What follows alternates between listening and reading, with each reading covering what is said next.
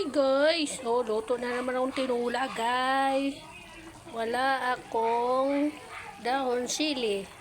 Ang ilagay ko lang guys ay dahon ng kangkong. Para naman iba naman. Malayo ang palengke namin guys. Lingguhan lang. Ano pa lang ngayon, Merkulis. Kaya para-paraan na lang guys kung ano ilagay sa ulam para hindi naman manok lang para sayote.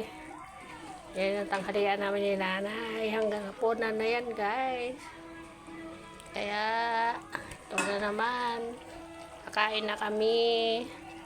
Kunting kulok pa kasi may tubig yan. Kaya bye bye guys.